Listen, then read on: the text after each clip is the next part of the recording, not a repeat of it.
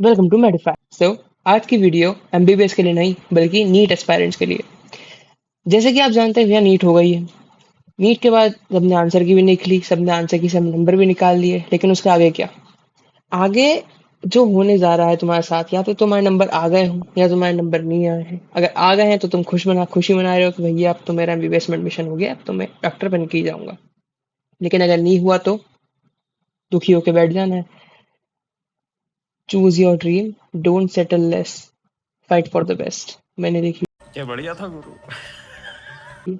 ठीक है, चल शुरू करते हैं कि भैया क्या करना है, क्या नहीं करना है, कैसे करना है। देखो, अब भैया नीट 2024 हो गई है।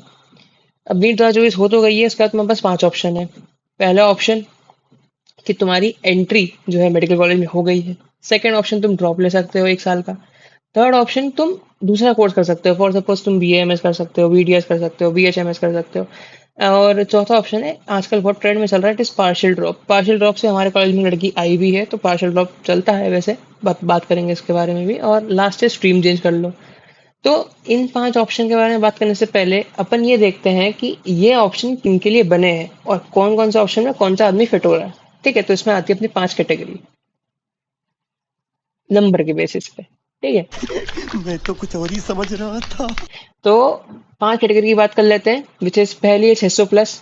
ठीक है, जिसके 600 के ऊपर है भैया उसको तो कॉलेज हो गया, वो सबसे पहली कैटेगरी, वो सबसे पहले ऑप्शन में जाएगा, which is entry to medical college.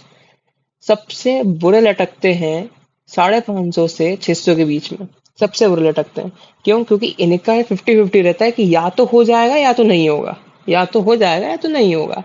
अब आए भैया 500 वालों की बात, तो ये हो जाता है निराश, क्योंकि ये टच करके अब सह जाते हैं। ये टच करके अब सह जाते हैं। फॉर सपोज कोई आदमी 548 पे, अब क्या हुआ, वो आदमी टच करके वापस आ गया।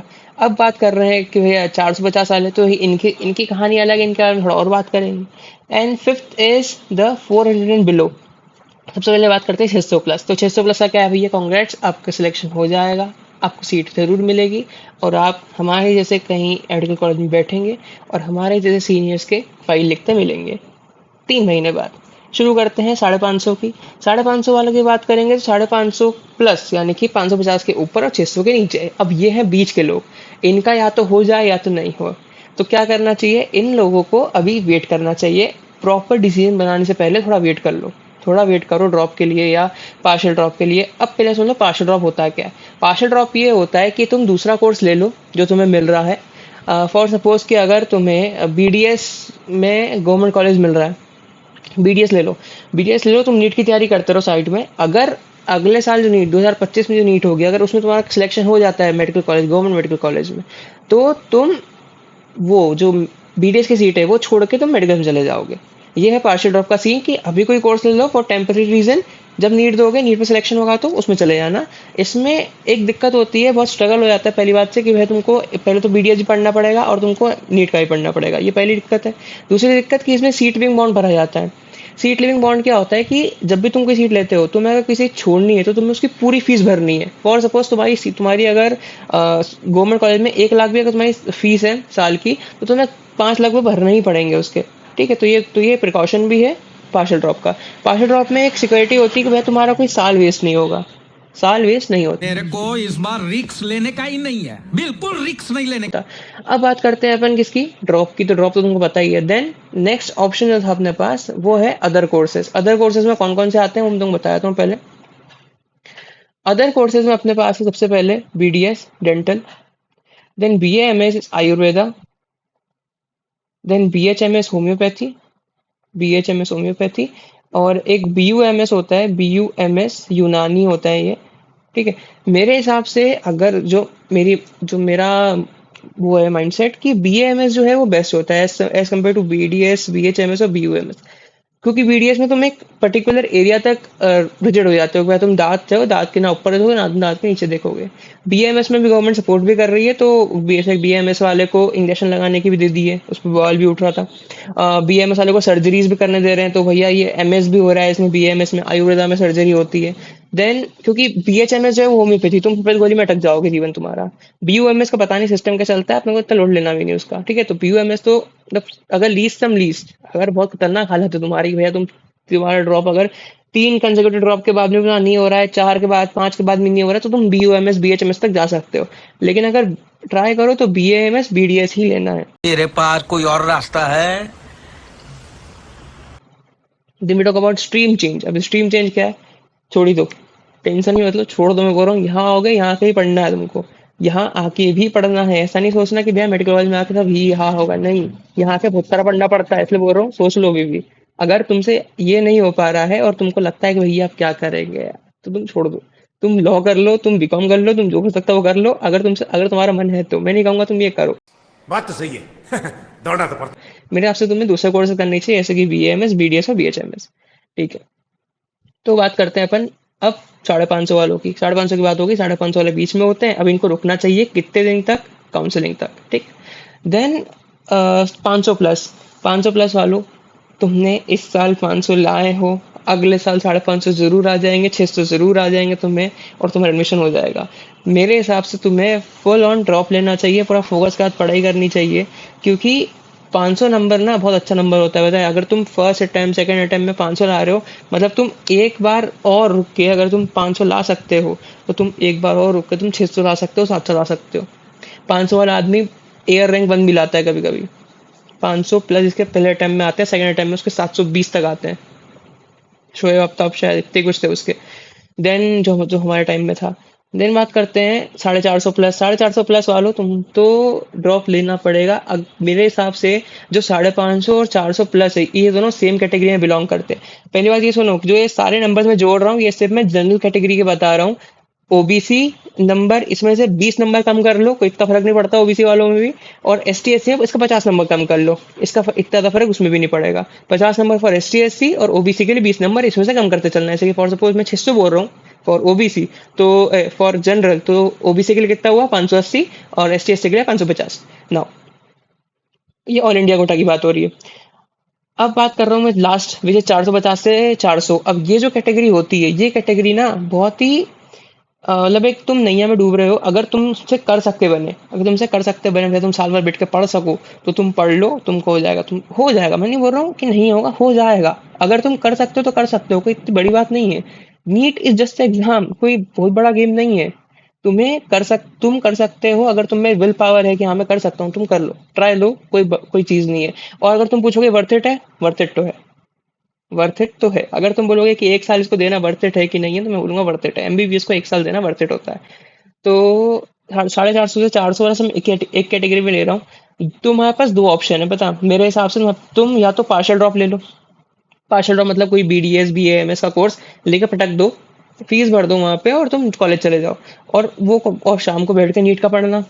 नीट में लेकिन फुल फोकस नीट पे रखना होता है पार्शियल ड्रॉप में, ये इंपॉर्टेंट है। नहीं तुम BDS तो फुल फोकस रखोगे तो तुम्हारी नीयत डूब जाएगी वापस, तुम्हें जीवन BDS में कट जाएगा।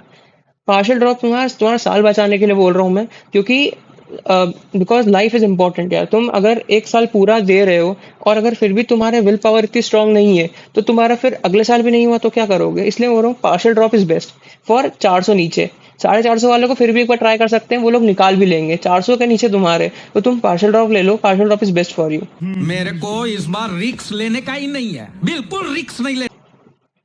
नेक्स्ट टॉक अबाउट अब करना क्या है पार्शियल ड्रॉप। देखो 5 मई को तुम्हारी नीट खत्म हुई, उसको सांस तो लेने देवे। ठीक है। अब मैं बात कर रहा हूँ किन लोगों से? उन लोगों से जिनका नंबर 450 से 550 के बीच में, उन दो कैटेगरीज में, ठीक है। 5 मई को तुम्हारी नीट खत्म हुई है। 20 जून को तुम देखो, 5 मई को तुम्हारी नीट थी, करेक्ट। 20 जून तक तुम्हारा रिजल्ट आ जाएगा। रिजल्ट आ गया, जो नंबर मैंने बताया तुम्हारे उस रेंज के बीच में अगर नंबर है तो तुम सुनो। 20 जुलाई को तुम्हारी काउंसलिंग शुरू होगी, 1 महीना लगता है काउंसलिंग शुरू होने में। काउंसलिंग शुरू होगी और 20 सितंबर को कॉलेज खुल जाएंगे। हमारे कॉलेज से खुल जाएगा 20 सितंबर को, तुम्हारा बाकी पता नहीं, मध्य प्रदेश में तो खुल जाएगा, बाकी पता नहीं। तो 20 सितंबर को कॉलेज खुल जाएगा, ये हो गया। अब करना क्या है? अगर तुम लोग सोचे कि भैया मैं सितंबर तक इंतजार करूं और काउंसलिंग के last round which is stray vacancy round तक वेट करूं कि भैया स्ट्रे वैकेंसी में कोई एक सीट निकलेगी, इसको मैं ले लूंगा, तो तुम बहुत गलत सोच में बैठे हो। अभी इस साल कंपटीशन बहुत ऊंचा गया है। पहली बात कि पेपर जो था वो सिंपल नहीं बोलूंगा, लेकिन मतलब मीडियम आया, मीडियम पेपर आया, कोई इतना टफ पेपर भी नहीं था, मतलब मीडियम टू टफ, बस इससे ज़्यादा तो कुछ नहीं बोल सकता, मीडियम टू टफ पेपर था। लेकिन जो एप्लीकेंट्स है 25 लाख एप्लीकेंट है, 25 लाख एप्लीकेंट, और सीट्स वही सेम 1,12,000, 13,000 सीट्स है, 1 लाख 1.5 लाख सीट्स हो गई, उससे ज़्यादा सीटें भी नहीं होगी। तो अगर तुम ये चाहते हो कि मुझे गवर्नमेंट कॉलेज मिले और मैं नेक्स्ट ईयर की तैयारी करूँ, या इस साल मुझे गवर्नमेंट कॉलेज मिल जाए, तो इस नंबर की रेंज में तो पॉसिबल ही नहीं है ऑल इंडिया कोटा में। अगर तुम स्टेट बिलोंग करते हो, जैसे कि मध्य प्रदेश हो गया, हमारा स्टेट हो गया, अपना पौंडीचेरी, और इधर जो उधर के स्टेट्स हैं अपने मणिपुर और ये सारे, तो वहाँ पे कहानी अलग है, वहाँ तुम हो सकता है कि ठीक है भैया तुम्हारा हो जाए स्टेट कोटा में, लेकिन अगर तुम ऑल इंडिया कोटा में बैठे हो तो पॉसिबल ही नहीं कि हो जाए। मैं तो कुछ और ही समझ रहा था। तो उसमें करना क्या है, अगर तुम यहाँ इतना समय तुमने अपना वेस्ट कर दिया ना, तो तुम फिर कवर नहीं कर पाओगे, कवर नहीं कर पाओगे, सच बोल रहा हूँ। क्योंकि देखो जो 400 वाले हैं, ठीक है, जो मैं बता रहा हूँ 400 वाले में बताया, पार्शियल ड्रॉप में बताया उनका, तो पार्शियल ड्रॉप में क्या है कि उनको वेट करना है नहीं करना एक ही बात है उनके लिए, क्योंकि उनको कॉलेज से आके ही पढ़ना है, वो घर में बैठ के ही पढ़ लेंगे, कॉलेज जाने के बाद भी पढ़ लेंगे, उनका पढ़ना फिक्स है, वो पढ़ लेंगे। लेकिन तुम लोग जो हो, तुम बीच में हो, तुम्हारा ना ना नीट निकल पाया है अभी, ना तुम्हारा पार्शियल ड्रॉप, क्योंकि पता है तुम अगर बीडीएस चले जाओगे तुमको गवर्नमेंट कॉलेज मिल जाएगा, नो डाउट मिल जाएगा गवर्नमेंट कॉलेज, लेकिन नहीं चाहिए ना यार, ट्राई करो ना एमबीबीएस के लिए, एमबीबीएस मतलब एक स्टैंडर्ड है यार, एमबीबीएस एमबीबीएस मजा आता है एमबीबीएस, ठीक है। तो भैया ये है, तुम रुको मत, ठीक है। अगर तुम्हें फन करना है तुम 20 जून तक फन कर लो भैया, 20 जून तक रिजल्ट आ जाएगा, रिजल्ट आने के बाद अगर जो रेंज मैंने बताई है, अगर उस रेंज के बीच में नंबर है, तो भैया पढ़ना शुरू कर दो, पढ़ना शुरू कर दो, जरूरत है, कर लोगे तुम नेक्स्ट ईयर। अब भैया क्या होगा, रोड मैप क्या है नीट 2025 उसको सांस तो लेने देवे। का, नीट 25 का रोड मैप की अलग वीडियो में सेपरेट अगर तुम चाहो तो मैं ला सकता हूँ, प्लस इसके साथ साथ तुम्हें टाइम टेबल बनाना पड़ेगा, जो कि हर कोई बोलेगा, तुम्हें कंसिस्टेंसी रखनी पड़ेगी, 3 सब्जेक्ट तुमको रोज पढ़ना है, और कोचिंग रखना है कि सेल्फ करना है। मेरी मानो तो जो चीज जो सेल्फ है वो कोचिंग में नहीं आएगी, कोचिंग में वो बात ही नहीं है जो सेल्फ में है, क्योंकि सेल्फ इंसान खुद समझता है कि मैंने क्या पढ़ा है, मैंने कितना पढ़ा है, मैंने कौन सा टॉपिक कहाँ से पढ़ा है, मैंने कितना टाइम मैंने बायो पढ़ा है, कितना मैं फिजिक्स पढ़ रहा हूँ, कितना मैं केमिस्ट्री पढ़ रहा हूँ। ये बहुत ही इंपॉर्टेंट होता है, क्योंकि इसमें आदमी खुद को एनालाइज करता है। कोचिंग जाएगा, 3 दोस्त मिलेंगे, 3 दोस्त साथ में हो गए, चौथा आदमी मिल गया, भाई 4 लोग ग्रुप बन गया। अब टेस्ट आ रहे हैं, एक के 400 आ रहे हैं, एक के 500 आ रहे हैं, एक के 600 आ रहे हैं, और तुम्हारे आ रहे हैं 528। तुम बोलोगे यार मैं तो वापस उतने ही नंबर आ रहे हैं, कुछ चेंज ही नहीं आ रहा, तुम दूसरों से खुद को कंपेयर करने लगोगे।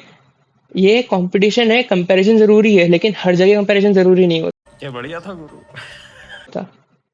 अगर तुम्हारा ये है कि भैया नहीं मैं सब मेंटेन करके चल सकता हूँ, मेरे को फर्क नहीं पड़ता है, तो कर लो कोचिंग, लेकिन मेरे हिसाब से तुम्हें सेल्फ करना चाहिए। खुद से पढ़ोगे, क्योंकि पढ़ना एनसीईआरटी है।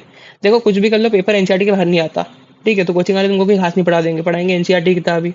कुछ खास अगर पढ़ा दे तो बताओ, कुछ खास तो पढ़ाएंगे नहीं, एनसीईआरटी पढ़ाएंगे तो एनसीईआरटी खुद पढ़ लो, करना क्या, घर में बैठ के बुक तो किताबी तो पढ़नी, घर में बैठाता नहीं होगा, बैठना पड़ेगा, करना पड़ेगा, बात तो सही है। दौड़ना तो पड़ता है। ठीक है। तो दैट्स ऑल, अभी के लिए इतना ही है। अगर तुम चाहते हो कि एक पर्सनलाइज काउंसलिंग चाहिए, तो तुम मुझसे कांटेक्ट कर सकते हो, मैं पर्सनलाइज काउंसलिंग करता हूँ। और थैंक यू।